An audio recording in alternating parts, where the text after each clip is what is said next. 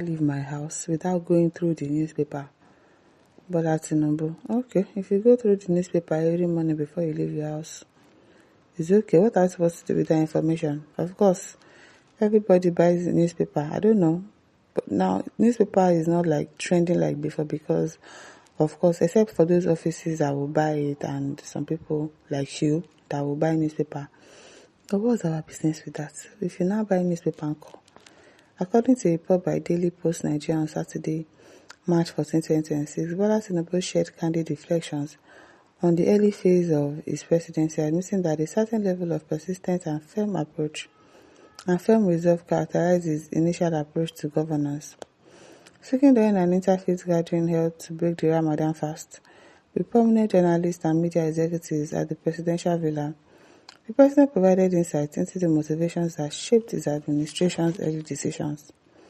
He explained that what some describe as stubbornness was not intended as defiance, but rather a determined effort to identify and implement strategic interventions aimed at addressing systemic challenges in the country. According to him, his primary objective during this early stage was to introduce reforms that would eventually ease the hardship faced by vulnerable Nigerians. Also, beyond his leadership style, President Tinubu also highlighted what he described as a major shift in the structural operations of the Nigerian state. Which structural operations? Particularly in relation to the strengthening of federalism. He stated that his administration has taken steps to empower the third tier of government by ensuring that local government councils receive their financial allocations directly from the federation account. And what has that changed?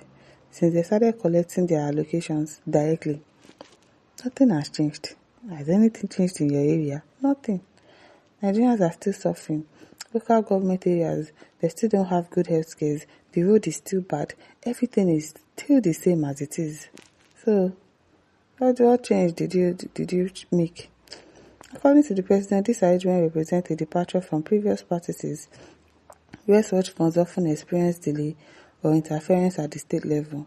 By streamlining the process, he said the government has reinforced the principles of decentralization and provided local authorities with greater resources to drive development at the grassroots. During the interaction, the president also spoke about his long-standing relationship with the media and his personal routine for staying informed. He revealed a personal habit that reflects his engagement with public discourse and his respect for the role of the press in a democratic society. He said, "There is no morning that I ever leave my house without going through all the newspaper. It's an addiction. I read all of it." You don't read all of it because it's not all information that you will find inside the newspaper, sir. There are some information that you would never find on the newspaper. There are some information that they are even trying to hide from us on social media. So, of course, what do they put inside newspaper? What is inside newspaper? The happening things, they're on social media, they're on Twitter. Are you on Twitter, sir? Are you there? Those are the places that you will get real-time information.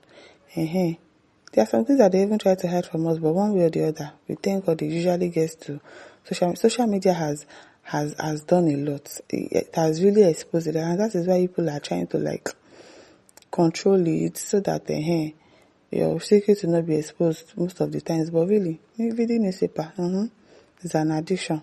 You read all of us. Which all of us are you reading? Tinubu added that although he may not always have the time to read every article in full, he carefully follows headlines and stories that highlight key national issues and public concerns. Now, so, in a call for greater accountability across all levels of governance, the president urged the media to extend their scrutiny beyond the presidency, while acknowledging that the federal government often receives the bulk of public criticism. He noted that with the financial autonomy now granted to local government, responsibility of national progress is shared across different tiers of government. He encouraged journalists to monitor how direct allocations to local councils are being utilized, ensuring that public funds are used for the benefit of citizens. Also, according to him, spreading investigative attention across all levels of government can help promote transparency and improve governance. Tinubu also cautioned media executives against directing their complaints solely towards the presidency, emphasizing that empowered local government must equally be held accountable for their performance and management of public resources.